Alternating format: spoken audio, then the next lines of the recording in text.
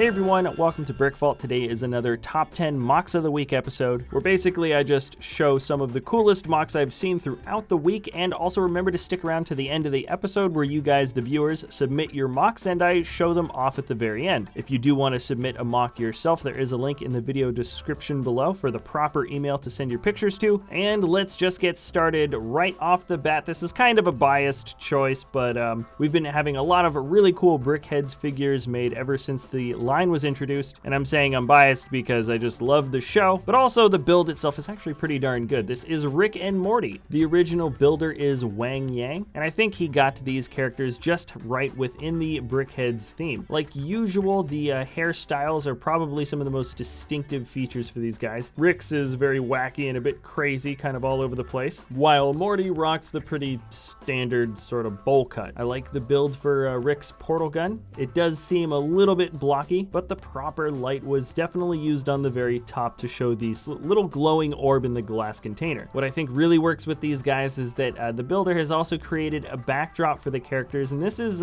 Rick and Morty from the very first episode where they are trying to collect the mega seeds, and that's what's in Morty's hands right there. Those are definitely some really cool builds, and I kind of want to take a stab at building some of these guys myself. The next build, number 9, is a creation called Steampunk Fish by Big Tibo. What I like about this design is that it really does look like a very recognizable kind of sea creature, maybe the lionfish or the rockfish or one of those really spiny ones, and you get almost distracted by just how accurate the shape of the fish looks, or maybe it was just me, but I didn't even realize at first that this was actually a submersible ship and not just a build for a fish. On closer inspection, you can see the pilot that sits inside the cockpit there, and of course with the brown and gold and, well, gray and steel, this is of course the classic steampunk style that we're so used to seeing. The barrel pieces used in the front for the eyes are not only fitting with the steampunk style, but they feel like they are kind of just the right piece to have used to create the shape of the fish. Number 7 on the list is a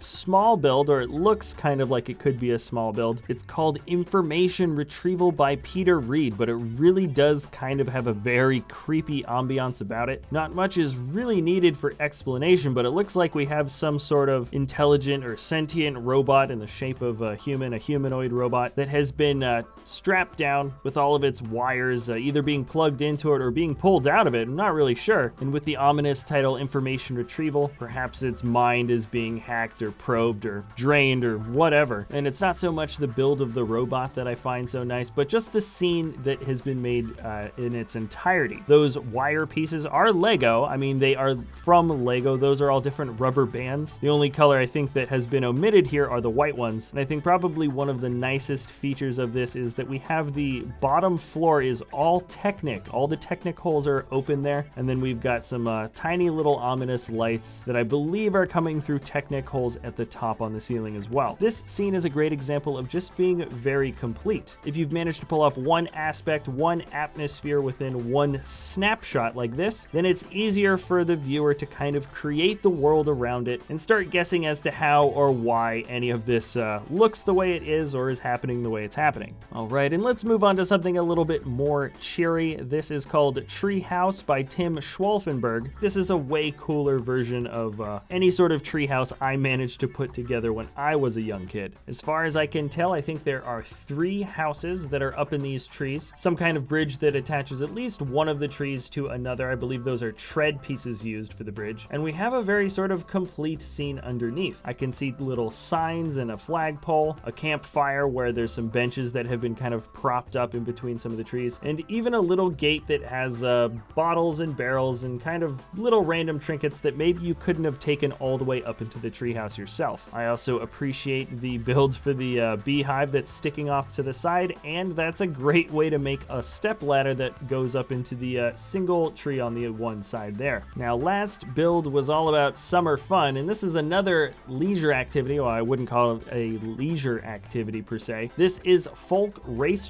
by Nybohov Creation Ltd. I had to do a quick Google search on what Folkrace was, and it's basically the poor man's rally racing. You kind of fix up some old junker cars, get them just good enough to kind of ride around the track a few times. Everybody spray paints a number onto the side, and then you just kind of do a sort of destruction derby, rally racing, dirt racing, something like that. Anyways, we've got an entire track made in micro scale, and it's just one very complete, very, very fun looking scene that we have. It's very rural, there's lots of good builds for trees, there's little meadows and pathways, and then the actual racing track was designed in a really fun way with, I think those are those log pieces with those rivets, but they're all turned on their side so none of the studs are showing, and that's what kind of shows the rough dirt road that is moving throughout the entire track. Really, really a fun build, and it fits perfectly within any sort of Micropolis city. All right, let's move on to set number 5 for the week. This is Revenge of the Lobster by Builder DVD. Now the context is great. We've got lobster-loving Batman in his sort of smoker's jacket, and he seems to be on the run from what looks like a great build for a lobster, but it has been outfitted with some high-tech weaponry, and considering the scale, this is a gigantic mechanized lobster. In all honesty, it almost feels like this builder has a wonderful build for just kind of a life-size lobster, and then with the implementation of some gray parts that are used for some connecting areas, and of course these giant weapons that are on the outside of the claws and that massive cannon on the back, we now just have a giant minifig scale mechanized lobster. It looks like a lobster. And you should also check out this builder for some great scenes that he's also made with some Brickheadz figures, totally custom made, and this is just a really fun builder to kind of shuffle through the Flickr pages. Moving on to build number 4, this is the Journey figure by Melan-E. In all honesty, I'd never even heard of the game Journey before seeing this build, but it looked interesting enough, and then I started checking out the pictures and sort of what this figure, this character that is being depicted in LEGO is, and also Melan-E has a great sort of description as to how the character is supposed to look and feel, as they sort of flow through this sandy environment. And if you would like to see a micro version of this sort of same concept from this builder, I would also suggest checking her out on Flickr. All right, moving on down to number 3, this is VIOLISE Stealth Sniper by Brian Kescenovitz. Now usually I don't really put a mech in the top 10 list, and rarely do they ever hit top 3, but something about this particular design just really caught my eye, and I just thought it was the most appropriate form of snot technique that I've ever seen. Snot being an acronym for studs not on top, a really common way people like to build nowadays. And though it can make your LEGO build look really awesome, sometimes it doesn't really serve like a aesthetic purpose other than making everything look smooth and nice. Whereas this particular design, with all the nice sort of harsh angles and sharp corners, everything looks sleek. And ultimately this is a build that not only looks better because no studs are showing, but it creates an atmosphere that otherwise would not or could not exist if there were a bunch of LEGO studs on the outside. Now number 2 is an awesome little mock.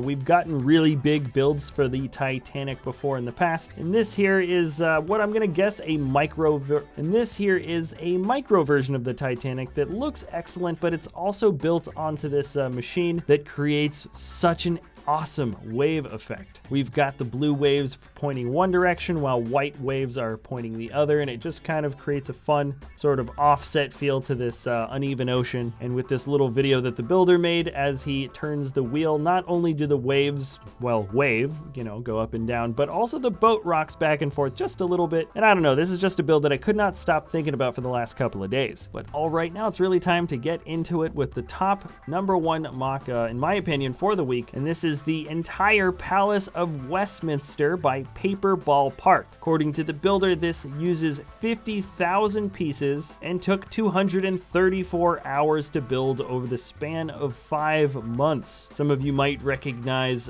where, of course, a lot of these parts came from, and that is obviously the Big Ben Tower set that came out last year. One of my single favorite sets, honestly, of the whole year. And I believe the builder said he bought something like 10 of those sets, and then on top of that made several large Bricklink orders, and slowly but surely pieced the entire palace together. The House of Commons, I mean, there's just a bunch of different sections to this whole structure, and I can remember jokingly talking about building the entire palace with my brother when the set came out, but it looks like somebody did that, and they did an awesome job of it. And there's also one more thing about this build that I learned from reading the article on bricknerd.com, and that is if you want to see this build, it will be on display for the first time in Manchester at the Bricktastic show July 1st and July 2nd. Anyways, if you're in that area, I would highly recommend checking out this one awesome build. And that is it for the top 10 mocks, so let's check out the fan mocks. These are the mocks that you guys submit to me every week, and I just kind of run them through at the very end of the episode. If you want your mocks to show up for next week's episode, remember to check the link in the video description below and email me pictures to the email that's provided there. All right, without further ado, here are the fan mocks.